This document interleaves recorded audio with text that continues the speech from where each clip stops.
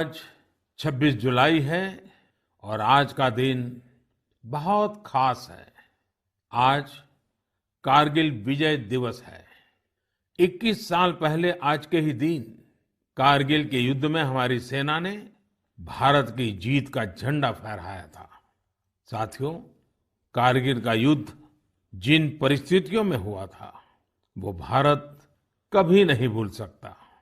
पाकिस्तान ने बड़े बड़े मंसूबे पालकर भारत की भूमि हथियाने और अपने यहाँ चल रहे आंतरिक कलह से ध्यान भटकाने को लेकर दुस्साहस किया था। भारत तब पाकिस्तान से अच्छे संबंधों के लिए प्रयासरत था, लेकिन कहा जाता है ना, बैरू अकारन सब काहू सौ, जो कर हित अनहित ताहू सौ। यानी दुष्ट का स्वभाव ही होता है हर किसी से बिना वजह दुश्मनी करना। ऐसे स्वभाव के लोग जो हित करता है उसका भी नुकसान ही सोचते हैं। इसलिए भारत की मित्रता के जवाब में पाकिस्तान द्वारा पीठ में छुरा घोंपने की कोशिश हुई थी, लेकिन उसके बाद भारत की वीर सेना ने जो पराक्रम दिखाया, भारत ने अपनी जो ताकत दिखाई, उसे पूरी दुनिया ने देखा। आप कल्पना कर सकते हैं, ऊंचे पहाड़ों पर बैठा हुआ दुश्मन और नीचे से लड़ रही हमारी सेनाएं, हमारे वीर जवान। लेकिन जीत पहाड़ की ऊंचाई की नहीं, भारत की सेनाओं के ऊंचे हौसले और सच्ची वीरता की हुई। साथियों, उस समय मुझे भी करगिल जाने और हमारे जवानों की वीरता के दर्शन का सौभाग्य मिला। वो दिन मेरे जीवन के सबसे अनमोल क्षणों में से एक है। मैं देख रहा हूं कि आज देश भर में लोग कारगिल विजय को याद कर रहे हैं। सोशल मीडिया पर एक हैशटैग करेज इन करगिल के साथ लोग अपने वीरों को नमन कर रहे हैं। जो शहीद हुए हैं उन्हें श्रद्धांजलि दे रहे हैं।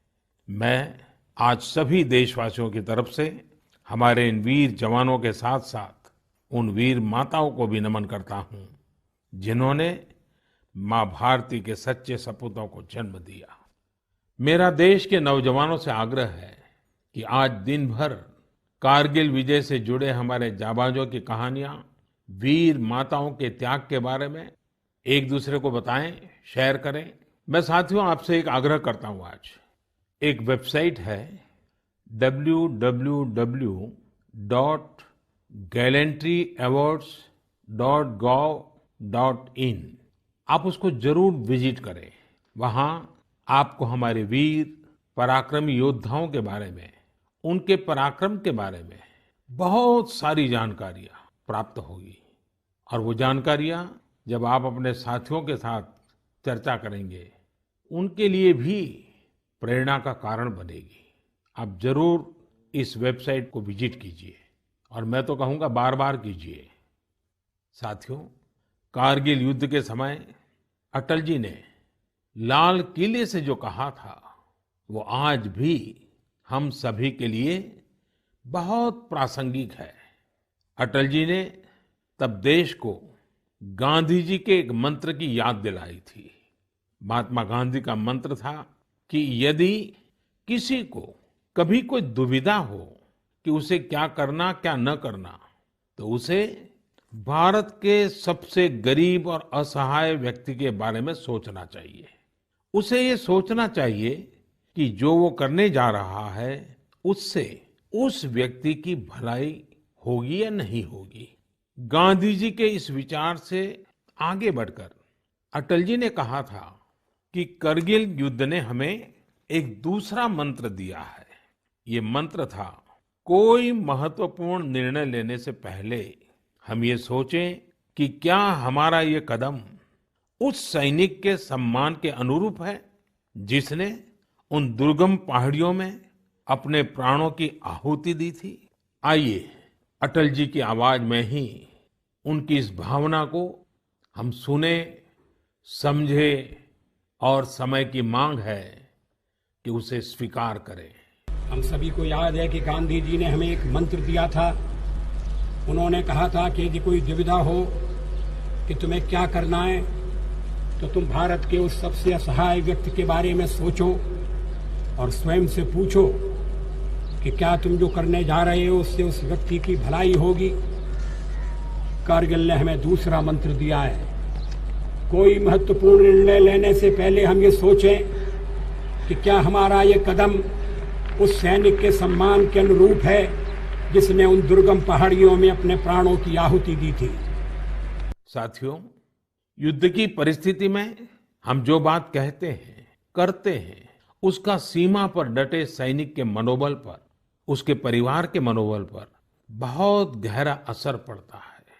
ये बात हमें कभी भूलनी नहीं चाहिए और इसलिए हमारा आचार, हमारा व्यवहार, हमारी वाणी, हमारे बयान, हमारी मर्यादा, हमारे लक्ष्य, सभी कसौटी में ये जरूर रहना चाहिए कि हम जो कर रहे हैं, कह रहे हैं, उससे सैनिकों का मनोबल बढ़े, उनका सम्मान बढ़े, राष्ट्र सर्वोपरि का मंत्र लिए एकता के सूत्र में बंधे देशवासी हमारे सैनिकों की ताकत को कई हजार गुना बढ़ा देते हैं।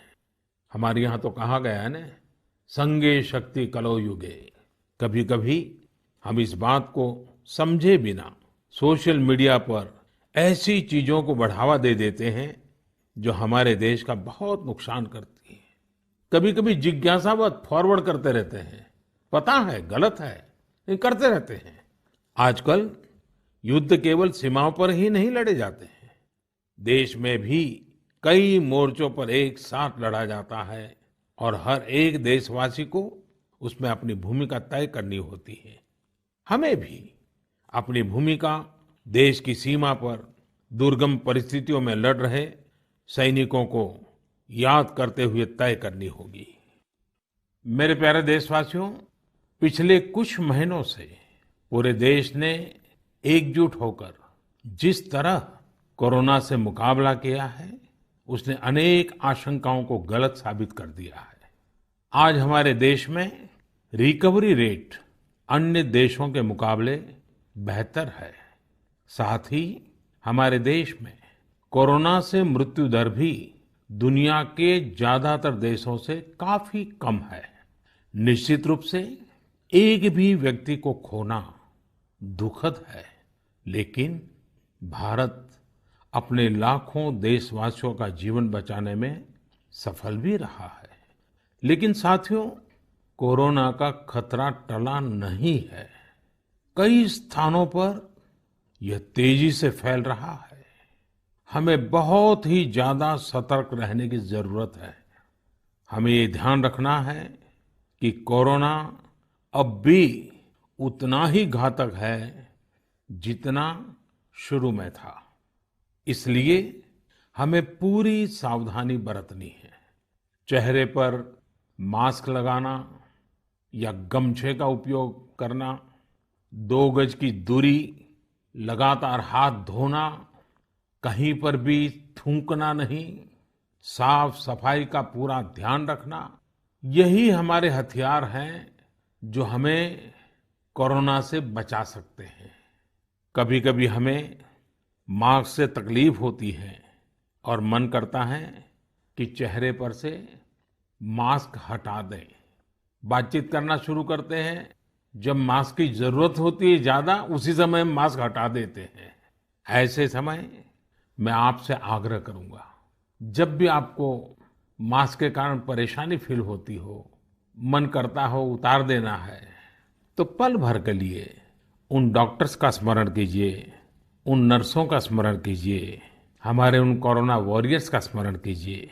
आप देखिए, वो मास्क पहन करके घंटों तक लगातार हम सबके जीवन को बचाने के लिए जुटे रहते हैं।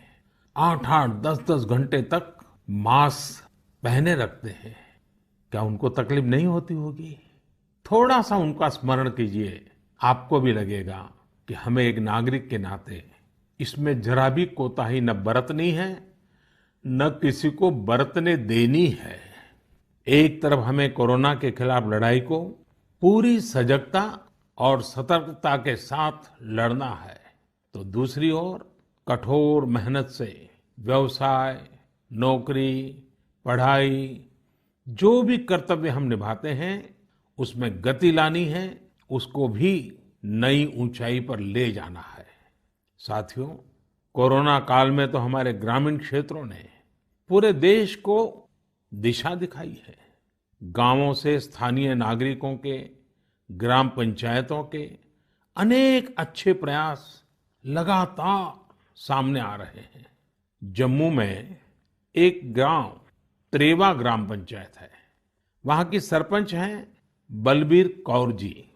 मुझे बताया गया कि बलबीर कौर जी ने अपनी पंचायत में 30 बेड का एक क्वारंटाइन सेंटर बनवाया, पंचायत आने वाले रास्तों पर पानी की व्यवस्था की, लोगों को हाथ धोने में कोई दिक्कत ना हो इसका इंतजाम करवाया।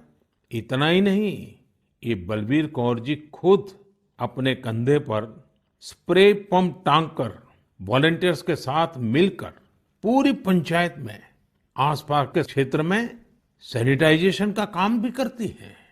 ऐसी ही एक और कश्मीरी महिला सरपंच है गांदरबल के चौंटलीवार की जैतूना बेगम। जैतूना बेगम जी ने तय किया कि उनकी पंचायत कोरोना के खिलाफ जंग लड़ेगी और कमाई के लिए अवसर भी पैदा करेगी। उन्होंने पूरे इलाके में फ्री मास्क बांटे, फ्री राशन बांटा, साथ ही उन्होंने लोगों को फसलों के बीज और सेब के पौधे भी दिए ताकि लोगों को खेती में, बागवानी में दिक्कत ना आए। साथियों, कश्मीर से एक और प्रेरक घटना है। यहाँ अनंतनाग में म्युनिसिपल प्रेसिडेंट है श्रीमान मोहम्मद इकबाल। उन्हें अपने इलाके में सैनिटाइजेशन के लिए स्प्रेयर की जरूरत थी। उन्होंने जानकारी जुटाई तो पता चला कि मशीन दूसरे शहर से लानी पड़ेगी और कीमत भी होगी 6 लाख रुपए। तो श्रीमान इकबाल जी ने खुद ही प्रयास करके अपने आप स्प्रेयर मशीन बना ली और वो भी केवल 50,000 रुपये में। ऐसे कितने ही और उदाहरण हैं। पूरे देश में कोने कोने में ऐसी कई प्रेरक घटनाएं रोज सामने आती हैं। ये सभी अभिनंदन के अधिकारी हैं। चुनौती आई, लेकिन लोगों ने उतनी ही ताकत से उसका सामना भी किया। मेरे प्यारे देशवासियों, सही अप्रोच से, सकारात्मक अप्रोच से हमेशा आपदा को अवसर में, विपत्ति को विकास में बदलने में बहुत मदद मिलती है। अभी हम कोरोना के समय भी देख रहे हैं कि कैसे हमारे देश के युवाओं, महिलाओं ने अपने टैलेंट और स्किल के दम पर कुछ नए प्रयोग शुरू किए हैं। बिहार में कई वुमेन सेल्फ हेल्प ग्रुप्स ने मधुबनी पेंटिंग वाले मास्क बनाना शुरू किया है और देखते ही देखते ये खूब पॉपुलर हो गए। ये मधुबनी मास्क एक तरह से अपनी परंपरा का प्रचार तो करते ही हैं, लोगों को स्वास्थ्य के साथ रोजगारी भी दे रहे हैं। आप जानते ही हैं, नॉर्थ ईस्ट में बैम्बू यानी बांस कितनी बड़ी मात्रा में होता है। अब इसी बांस से त्रिपुरा, मणिपुर, असम के कारीगरों ने हाई क्वालिटी की पानी की बोतल और टिफिन बॉक्स बनाना शुरू किया है बाम्बू से। आप अगर इनकी क्वालिटी देखेंगे तो भरोसा नहीं होगा कि बांस की बोतलें भी इतनी शानदार हो सकती हैं और फिर ये बोतलें इको फ्रेंडली भी हैं। इन्हें जब बनाते हैं तो बांस को पहले नीम और दूसरे औषधीय पौधों के साथ उबाला जाता है। इससे इनमें औषधीय गुण भी आते हैं। छोटे छोटे स्थानीय प्रोडक्ट से कैसे बड़ी सफलता मिलती है, इसका एक उदाहरण झारखंड से भी मिलता है। झारखंड के बिशुनपुर में इन दिनों 30 से ज्यादा समूह मिलकर के लेमन ग्रास की खेती कर रहे हैं। लेमन ग्रास 4 महीनों में तैयार हो जाती है और उसका तेल बाजार में अच्छे दामों में बिकता है। इसकी आजकल काफी मांग भी है। मैं देश के 2 इलाकों के बारे में भी बात करना चाहता हूं। दोनों ही एक दूसरे से सैकड़ों किलोमीटर दूर है और अपने अपने तरीके से भारत को आत्मनिर्भर बनाने के लिए कुछ हटकर के काम कर रहे हैं। एक है लद्दाख और दूसरा है कच्छ। लेह और लद्दाख का नाम सामने आते ही खूबसूरत वादियां और ऊंचे ऊंचे पहाड़ों के दृश्य हमारे सामने आ जाते हैं। ताजी हवा के झोंके महसूस होने लगते हैं। वहीं कच्छ का जिक्र होते ही रेगिस्तान, दूर दूर तक रेगिस्तान, कहीं पेड़ पौधा भी नजर ना आए, ये सब हमारे सामने आ जाता है। लद्दाख में एक विशिष्ट फल होता है जिसका नाम चूली या एप्रिकॉट यानी खुबानी है। ये फसल इस क्षेत्र की इकोनॉमी को बदलने की क्षमता रखती है, परंतु अफसोस की बात यह है कि सप्लाई चेन, मौसम की मार जैसी अनेक चुनौतियों से ये जूझता रहता है। इसकी कम से कम बर्बादी हो, इसके लिए आजकल एक नए इनोवेशन का इस्तेमाल शुरू हुआ है। एक ड्यूअल सिस्टम है जिसका नाम है solar apricot dryer and space heater. ये खुबानी और दूसरे अन्य फलों एवं सब्जियों को जरूरत के अनुसार सूखा सकता है, और वो भी हाइजीनिक तरीके से। पहले जब खुबानी को खेतों के पास सुखाते थे तो इससे बर्बादी तो होती ही थी, साथ ही धूल और बारिश के पानी की वजह से फलों की क्वालिटी भी प्रभावित होती थी।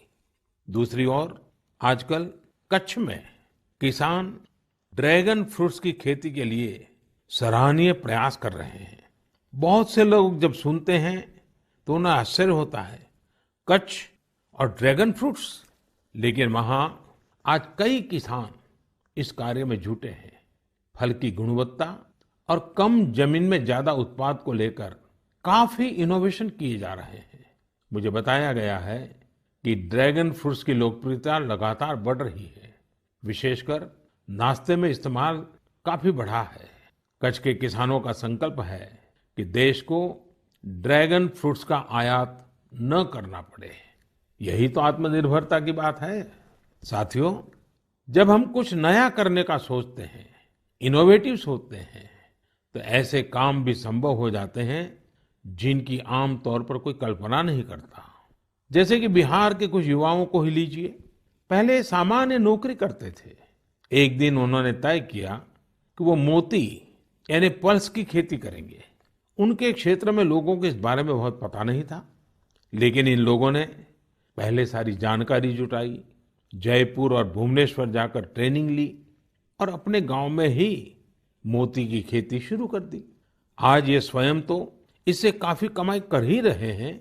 उन्होंने मुजफ्फरपुर, बेगूसराय और पटना में अन्य राज्यों से लौटे प्रवासी मजदूरों को इसकी ट्रेनिंग देनी भी शुरू कर दी है।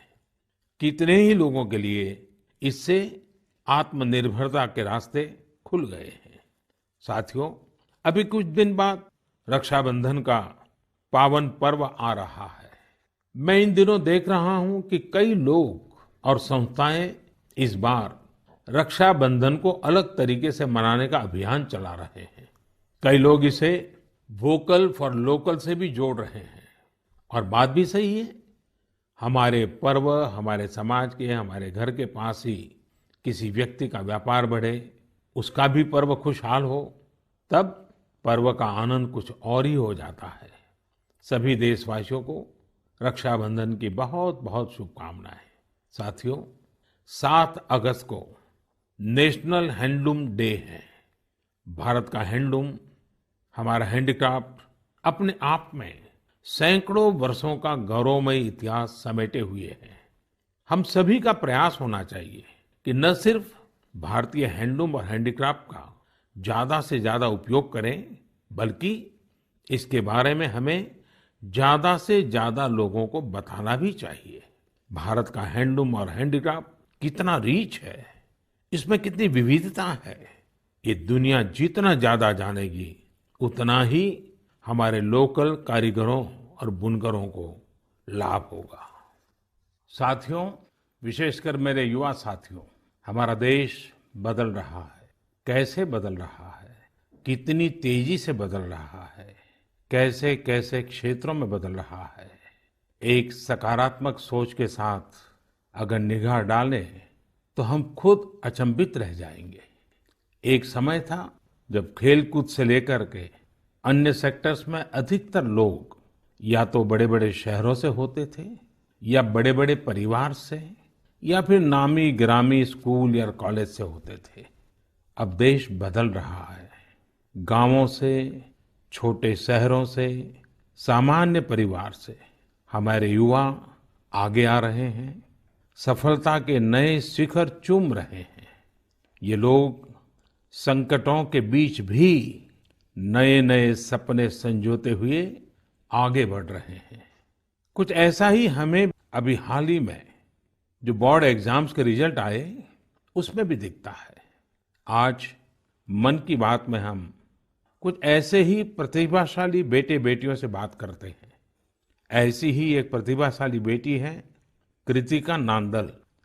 कृतिका जी हरियाणा में पानीपत से हैं। हेलो कृतिका जी, नमस्ते। नमस्ते सर। इतने अच्छे परिणाम के लिए आपको बहुत बहुत बधाई। धन्यवाद सर। और आपको तो इन दिनों टेलीफोन लेते लेते भी आप थक गई होगी, इतने सारे लोगों के फोन आते होंगे। जी सर। और जो लोग बधाई देते हैं वो भी गर्व महसूस करते होंगे कि वो आपको जानते हैं। आपको कैसा लग रहा है? सर बहुत अच्छा लग रहा है। पेरेंट्स को प्राउड फील करा के खुद को भी इतना प्राउड फील हो रहा है। अच्छा, ये बताइए कि आपकी सबसे बड़ी प्रेरणा कौन है? सर मेरी मम्मी है सबसे बड़ी प्रेरणा तो मेरी। वाह। अच्छा, आप मम्मी से क्या सीख रही है? सर उन्होंने अपनी जिंदगी में इतनी मुश्किलें देखी, फिर भी वो इतनी बोल्ड और इतनी स्ट्रोंग है। सर उन्हें देख देख के इतनी प्रेरणा मिलती है कि मैं भी उन्हीं की तरह बनूं। माँ कितनी पढ़ी लिखी हैं? सर बीए की है उन्होंने। बीए किया हुआ है? जी सर। अच्छा, तो माँ आपको सिखाती भी होगी? जी सर सिखाती हैं, दुनियादारी के बारे में हर बात बताती है। वह डांटती भी होगी? जी सर डांटती भी है। अच्छा बेटा, आप आगे क्या करना चाहती हैं? सर हम डॉक्टर बनना चाहते हैं। अरे वाह। एमबीबीएस। देखिए, डॉक्टर बनना आसान काम नहीं है। जी सर। डिग्री तो प्राप्त कर लेगी क्योंकि आप बड़ी तेजस्वी हो बेटा, लेकिन डॉक्टर का जीवन जो है वो समाज के लिए बहुत समर्पित होता है। जी सर। उसको कभी रात को चैन से सो भी नहीं सकता है, कभी भी पेशेंट का फोन आ जाता है, अस्पताल से फोन आ जाता है, उसको दौड़ना पड़ता है। एक प्रकार से 24/7 365 डेज डॉक्टर की जिंदगी लोगों की सेवा में लगी रहती है। Yes sir. और खतरा भी रहता है क्योंकि कभी पता नहीं आजकल के जिस प्रकार की बीमारियां हैं, तो डॉक्टर के सामने भी बहुत बड़ा संकट रहता है। जी सर। अच्छा कृतिका, हरियाणा तो खेलकूद में पूरे हिंदुस्तान के लिए हमेशा ही प्रेरणा देने वाला, प्रोत्साहन देने वाला राज्य रहा है। हाँ जी सर। तो आप भी तो कोई खेलकूद में भाग लेती हैं क्या? कुछ खेलकूद पसंद है क्या आपको? सर बास्केटबॉल खेलते थे स्कूल में थे जब। अच्छा, आपकी ऊंचाई कितनी है? ज्यादा है ऊंचाई? नहीं सर 5'2" की है। अच्छा, तो फिर तुम्हारे खेल में पसंद करते हैं? सर वो तो बस पैशन है, खेल लेते हैं। अच्छा अच्छा। चलिए कृतिका जी, आपके माताजी को मेरी तरफ से प्रणाम कहिए। उन्होंने आपको इस प्रकार के योग्य बनाया, आपके जीवन को बनाया। आपकी माताजी को प्रणाम और आपको बहुत बहुत बधाई, बहुत बहुत शुभकामनाएं। धन्यवाद सर। आइए अब हम चलते हैं केरला, एर्नाकुलम। केरला के नौजवान से बात करेंगे। हेलो। हेलो सर, नमस्कार। So Vinayak, congratulations. Thank you sir. शाबाश विनायक, शाबाश। Thank So you how sir. is the Josh? Hi sir. Do you play any sport? Badminton. Badminton? Yes. In a school or you had any chance to take a training? No, in school we have already get some training Mm-hmm. From our teachers, so thus and we get opportunity to participate outside Wow. from the school itself. How many states you have visited? I have visited only Kerala and Tamil Nadu. Only Kerala and Tamil Nadu. Yes. So would you like to visit Delhi? Yes sir, now I am applying Delhi University for my higher studies. Wow. So you are coming to Delhi. Yes sir. Hmm. Tell me, do you have any message for fellow students who will give board exams in future? Hard work and proper time utilization. Such a perfect time management. Yes sir. So Vinayak, I would like to know your hobbies. First of all, badminton, Mm-hmm. then reading, Mm-hmm. So are you active on social media? No, we are not allowed to use any electronic items or gadgets in the school. So you are lucky. Yes, sir. Well, Vinayak, congratulations again and wish you all the best. Thank you, sir. आइए हम उत्तर प्रदेश चलते हैं। उत्तर प्रदेश में अमरोहा के श्रीमान उस्मान सैफी से बात करेंगे। हेलो उस्मान, बहुत बहुत बधाई, आपको ढेरों ढेरों बधाई। Thank you sir. अच्छा, अब उस्मान बताइए कि आपने जो चाहा था वही रिजल्ट मिला कि कुछ कम आया? नहीं, जो चाहा था वही मिला है। मेरे पेरेंट्स भी बहुत खुश हैं। वाह। अच्छा, परिवार में और भाई भी बहुत इतने ही तेजस्वी हैं कि घर में आप ही हैं जो इतने तेजस्वी हैं? सिर्फ मैं ही हूँ। मेरा भाई वो थोड़ा सा शरारती है, बाकी मुझे लेकर बहुत खुश रहता है। अच्छा अच्छा। अच्छा, आप जब पढ़ रहे थे तो उस्मान आपका पसंदीदा विषय क्या था? मैथमेटिक्स। अरे वाह। तो मैथमेटिक्स में क्या रुचि रहती थी, कैसे हुआ, किस टीचर ने आपको प्रेरित किया? जी, हमारे एक सब्जेक्ट टीचर रजत सर, उन्होंने मुझे प्रेरणा दी और वो बहुत अच्छा पढ़ाते हैं और मैथमेटिक्स शुरू से ही मेरा अच्छा रहा है और वो काफी इंटरेस्टिंग सब्जेक्ट भी है। तो जितना ज्यादा करते हैं उतना ज्यादा इंटरेस्ट आता है, तो इसलिए मेरा फेवरेट सब्जेक्ट। आपको मालूम है एक ऑनलाइन वैदिक मैथमेटिक्स के क्लासेस चलते हैं? Yes sir. हाँ, कभी ट्राई किया है इसका? नहीं सर, अभी नहीं किया। आप देखिए, बहुत सारे आपके दोस्तों को लगेगा जैसे आप जादूगर है, क्योंकि कंप्यूटर की स्पीड से आप गिनती कर सकते हैं। वैदिक मैथमेटिक्स की बहुत सरल टेक्निक्स हैं और आजकल वो ऑनलाइन पर भी अवेलेबल होते हैं। जी सर। क्योंकि आपकी मैथमेटिक्स में इंटरेस्ट है तो बहुत सी नई नई चीजें भी आप दे सकते हैं। जी सर। अच्छा उस्मान, आप खाली समय में क्या करते हैं? खाली समय में सर कुछ ना कुछ लिखता रहता हूँ मैं। मुझे लिखने में बहुत इंटरेस्ट आता है। अरे वाह, मतलब आप मैथमेटिक्स में रुचि लेते हैं, लिटरेचर में भी रुचि लेते हैं? Yes sir. क्या लिखते हैं? कविताएं लिखते हैं, शायरियां लिखते हैं? कुछ भी करंट अफेयर से रिलेटेड कोई भी टॉपिक हो उस पर लिखता रहता हूँ। नई नई जानकारियाँ मिलती रहती हैं, जैसे जीएसटी चला था और हमारा नोटबंदी, सब चीज। अरे वाह। कॉलेज की पढ़ाई करने के लिए आगे का क्या प्लान बना रहे हैं? सर, मेरा जी मेंस का फर्स्ट अटेम्प्ट क्लियर हो चुका है और अब मैं सितंबर के लिए सेकंड अटेम्प्ट में अब बैठूंगा। मेरा मेन एम है कि मैं पहले आईआईटी से बैचलर डिग्री लूं और उसके बाद सिविल सर्विसेज में जाऊं और एक आईएएस बनूं। अरे वाह। अच्छा, आप टेक्नोलॉजी में भी रुचि लेते हैं? यस सर, इसलिए मैंने आईटी ऑप्ट किया है। फर्स्ट टाइम बैच था आईटी का। अच्छा, चलिए उस्मान, मेरी तरफ से बहुत शुभकामनाएं हैं। और आपका भाई शरारती है तो आपका समय भी अच्छा जाता होगा। और आपके माताजी पिताजी को भी मेरी तरफ से प्रणाम कहिए, उन्होंने आपको इस प्रकार से अवसर दिया, आपका हौसला बुलंद किया। और ये मुझे अच्छा लगा कि आप पढ़ाई के साथ साथ करंट इश्यूज पर अध्ययन भी करते हैं और लिखते भी हैं। देखिए, लिखने का फायदा ये होता है कि आपके विचार में शार्पनेस आती है। बहुत बहुत अच्छा फायदा होता है लिखने से। तो बहुत बहुत बधाई मेरी तरफ से। Thank you sir. आइए चलिए फिर एकदम से नीचे साउथ में चले जाते हैं, तमिलनाडु। नामक्कल से बेटी कनिका से बात करेंगे और कनिका की बात तो बहुत ही इंस्पिरेशनल है। कनिका जी, वणक्कम। वणक्कम sir. How are you? Fine sir. First of all, I would like to congratulate you for your great success. Thank you sir. When I hear of Namakkal, I think of the Anjaneya temple. Yes sir. Now I will also remember my interaction with you. Yes sir. So, congratulations again. Thank you sir. You would have worked very hard for exams. How was your experience while preparing? I was working hard from the start, so I didn't expect this result, but I have written well, so I will get a good result. What were your expectation? 485 or 486, like that I thought, sir. And now? 490. So, what is the reaction of your family members and your teachers? They were so happy and they were so proud, sir. Which was your favorite subject? Mathematics. Oh, and what are your future plans? I am going to become a doctor, if possible, in AFMC, sir. And your family members are also in a medical profession or somewhere else? Oh, sir, my father is a driver, but my sister is studying MBBS, sir. Arre wow. So first of all, I will do the pranam to your father, who is taking lot of care of your sister and yourself. It's a great service he is doing. Yes, sir. And say inspiration for all. Yes, sir. So my congratulations to you, your sister and your father and your family. Thank you, sir. साथियों, ऐसे और भी कितने युवा दोस्त हैं, कठिन परिस्थितियों में भी जिनके हौसले की, जिनकी सफलता की कहानियां हमें प्रेरित करती हैं। मेरा मन था कि ज्यादा से ज्यादा युवा साथियों से बात करने का मौका मिले, लेकिन समय की भी कुछ मर्यादाएं रहती हैं। मैं सभी युवा साथियों को यह आग्रह करूंगा कि वो अपनी कहानी, अपनी जुबानी जो देश को प्रेरित कर सके, वो हम सबके साथ जरूर साझा करें। मेरे प्यारे देशवासियों, 7 समंदर पार भारत से हजारों मील दूर एक छोटा सा देश है जिसका नाम है सूरीनाम। भारत के सूरीनाम के साथ बहुत ही करीबी संबंध है।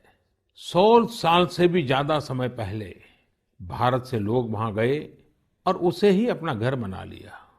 आज चौथी, 5वीं पीढ़ी वहां पर है। आज सूरीनाम में 1/4 से अधिक लोग भारतीय मूल के हैं। क्या आप जानते हैं, वहां की आम भाषाओं में से एक सरनामी भी भोजपुरी की ही एक बोली है। इन सांस्कृतिक संबंधों को लेकर हम भारतीय काफी गर्व महसूस करते हैं। हाल ही में श्री चंद्रिका प्रसाद संतोखी सूरीनाम के नए राष्ट्रपति बने हैं।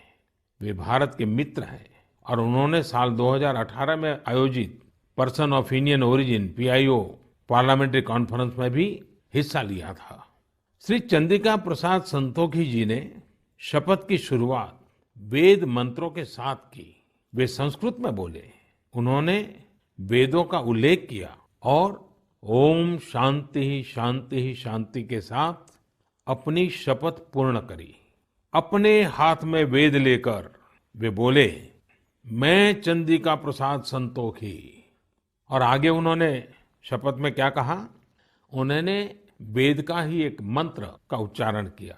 उन्होंने कहा, ओम अग्ने व्रतपते व्रतम चरिष्यामि तच्छकेयम तन्मे हृद्यताम इदमहम नुतात सत्यमुपैमि। यानी, हे अग्नि, संकल्प के देवता, मैं एक प्रतिज्ञा कर रहा हूं, मुझे इसके लिए शक्ति और सामर्थ्य प्रदान करें। मुझे असत्य से दूर रहने और सत्य की ओर जाने का आशीर्वाद प्रदान करें। सच में यह हम सभी के लिए गौरवान्वित होने वाली बात है। मैं श्री चंद्रिका प्रसाद संतोखी को बधाई देता हूं और अपने राष्ट्र की सेवा करने के लिए 130 करोड़ भारतीयों की ओर से उन्हें शुभकामनाएं देता हूं। मेरे प्यारे देशवासियों, इस समय बारिश का मौसम भी है। पिछली बार भी मैंने आपसे कहा था कि बरसात में गंदगी और उनसे होने वाली बीमारियों का खतरा बढ़ जाता है। अस्पतालों में भीड़ भी बढ़ जाती है। इसलिए आप साफ सफाई पर बहुत ज्यादा ध्यान दें। इम्यूनिटी बढ़ाने वाली चीजें, आयुर्वेदिक काढ़ा वगैरह लेते रहें। कोरोना संक्रमण के समय में हम अन्य बीमारियों से दूर रहें। हमें अस्पताल के चक्कर न लगाने पड़े, इसका पूरा ख्याल रखना होगा। साथियों, बारिश के मौसम में देश का एक बड़ा हिस्सा बाढ़ से भी जूझ रहा है। बिहार, असम जैसे राज्यों के कई क्षेत्रों में तो बाढ़ ने काफी मुश्किलें पैदा की हुई है। यानी एक तरफ कोरोना है तो दूसरी तरफ ये एक और चुनौती है। ऐसे में सभी सरकारें, NDRF की टीमें, राज्य की आपदा नियंत्रण टीमें, स्वयंसेवी संस्थाएं सब एक साथ मिलकर जुटे हुए हैं। हर तरह से राहत और बचाव के काम कर रहे हैं। इस आपदा से प्रभावित सभी लोगों के साथ पूरा देश खड़ा है। साथियों, अगली बार जब हम मन की बात में मिलेंगे, उसके पहले ही 15 अगस्त भी आने वाला है। इस बार 15 अगस्त भी अलग परिस्थितियों में होगा। कोरोना महामारी की इस आपदा के बीच होगा। मेरा अपने युवाओं से, सभी देशवासियों से अनुरोध है कि हम स्वतंत्रता दिवस पर महामारी से आजादी का संकल्प लें, आत्मनिर्भर भारत का संकल्प लें, कुछ नया सीखने और सिखाने का संकल्प लें, अपने कर्तव्यों के पालन का संकल्प लें। हमारा देश आज जिस ऊंचाई पर है वो कई ऐसी महान विभूतियों की तपस्या की वजह से हैं जिन्होंने राष्ट्र निर्माण के लिए अपना जीवन समर्पित कर दिया। उन्हीं महान विभूतियों में से एक है लोकमान्य तिलक। 1 अगस्त 2020 को लोकमान्य तिलक जी की 100वीं पुण्यतिथि है। लोकमान्य तिलक जी का जीवन हम सभी के लिए बहुत बड़ी प्रेरणा है, हम सभी को बहुत कुछ सिखाता है। अगली बार जब हम मिलेंगे तो फिर ढेर सारी बातें करेंगे, मिलकर कुछ नया सीखेंगे और सबके साथ साझा करेंगे।